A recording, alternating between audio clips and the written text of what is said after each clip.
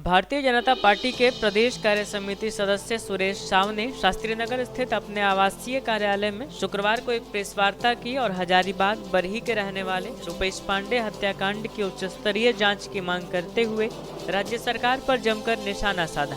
इन्होंने कहा कि झारखंड सरकार पूरी तरह से भ्रष्टाचार पर लगाम लगाने में फेल साबित हो रही है।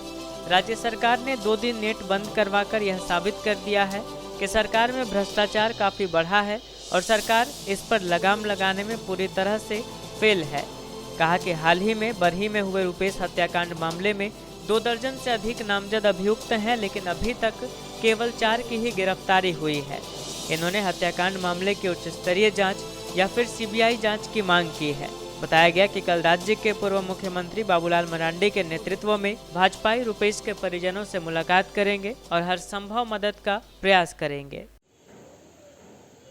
जब से झारखंड में झारखंड मुक्ति मोर्चा हेमंत सोरेन के नेतृत्व में सरकार बनी है, तब से पूरे झारखंड में एक अराजक स्थिति पैदा हो गया है। हेमंत सरकार ने लगातार तुष्टीकरण की राजनीति कर रहे हैं।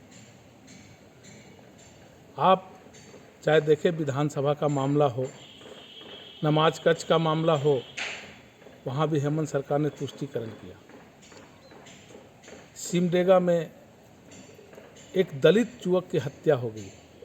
सिर्फ इसलिए हत्या हो गई कि उस दलित युवक के घर के सामने में गौ हत्या होती थी और उसके घर के सामने एक हटिया बाजार लगता था और उस गौ हत्या का वो विरोध करता था। और वहाँ के लोगों ने, वहाँ के जो जनप्रतिनिधि है, प्रशासन है, सबके सामने मॉब लिंचिंग करके और उसको हत्या कर दिया। उसकी माँ और पत्नी के सामने उसकी पत्नी पूरे पुलिस को पैर पकड़ के रोते रही कि मेरा बेटा को बचा दो, फायरिंग कर दो, बेटा का जान बच जाएगा। लेकिन पुलिस प्रशासन भी उससे कोई मदद नहीं किया। आप देखिए, अभी ताज़ा उदाहरण रुपेश पांडे हत्याकांड, ये तो हद हो गई। अपराधियों को बचाने के लिए, अपराधी कैसे बचे, अपराधी कैसे भाग जाए, इसके लिए उन्होंने इंटरनेट व्यवस्था 5 दिनों में बंद कर दिया ताकि अपराधियों को भागने का मौका मिले। इसलिए कि उसमें जितने भी अपराधी थे एक विशेष समुदाय थे और उस विशेष समुदाय को बचाने के लिए ये हेमंत सोरेन ने ये काम किया।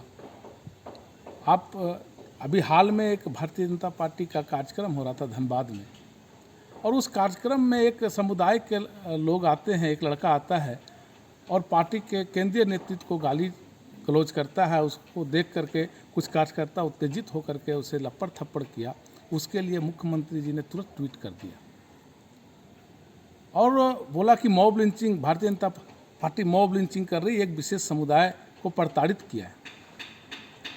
अब बरही की घटना को मुख्यमंत्री को नहीं दिखाई देता है कि एक रुपेश पांडे का हत्या हो जाता है, माँ बाप का इकलौता चिराग, और बेरहमी से हत्या कर देता है।